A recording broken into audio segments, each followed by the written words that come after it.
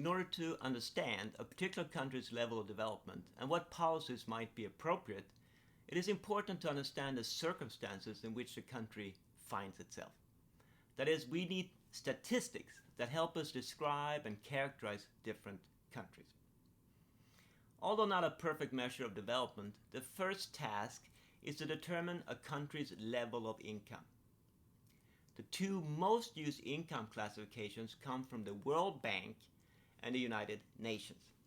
In general, the World Bank's main classification of countries centers around income, while the United Nations takes a more holistic view of development, which we would tend to favor. The World Bank classifies countries into three main categories: low income, per capita income less than 1,036, that is, on average, a person living in that country would make less than $2.85 per day. And then we have middle income, making per capita income of 1,036 to 12,535, and we can break that up into lower middle, making less than 4,000, and upper middle, making between 4 and 12.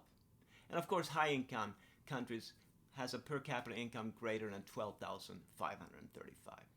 For perspective, Ethiopia and North Korea are classified as low income.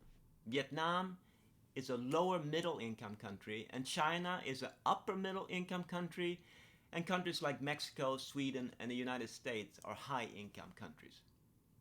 The United Nations' main classification of countries uses the Human Development Index, which is a socioeconomic index that combines real income per capita with measures of education and health. The UN classifies all the countries of the world into 4 quartiles, with about 47 countries in each category. In 2019, Norway received the highest ranking, and that's in the very high HDI category. Germany, Sweden, and Singapore also were among the top 10. United States were ranked 15. Countries such as Turkey and Costa Rica fell into the high HDI category. Indonesia, South Africa were classified as medium HDI countries, while Bangladesh and Kenya fell into the low HDI classification.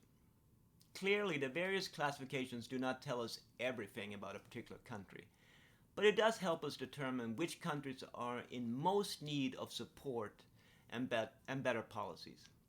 In this course, we are most interested in countries that would be classified as low and lower middle income by the World Bank, or low to medium HDI by the United Nations. There are some interesting extensions of the United Nations Human Development Index.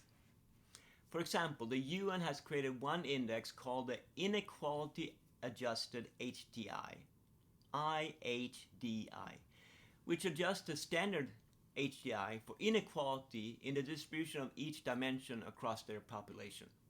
That is, the IHDI discounts nations' Human Development Index if their average measures of per capita income, expected years of schooling, and life expectancy are distributed unequally across their population. For example, the United States loses 13 positions in its HDI ranking when its relatively high inequality is taken into account. The drop is even greater for Brazil, while countries like Finland and Ukraine actually gain ranking spots.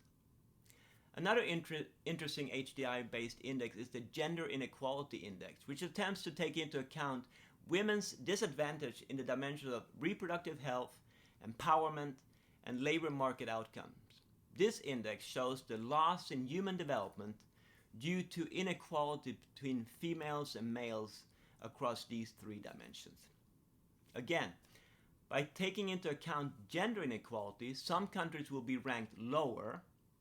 Examples include, again, the United States going from 15 to 42, and Argentina going from 48 to 77, while other countries will be ranked higher. Here, examples include China going from 85 to 39, and Vietnam 118 to 68.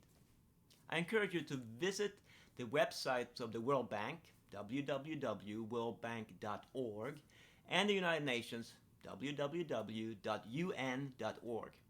Actually, the UN has a data website too, which is data.un.org.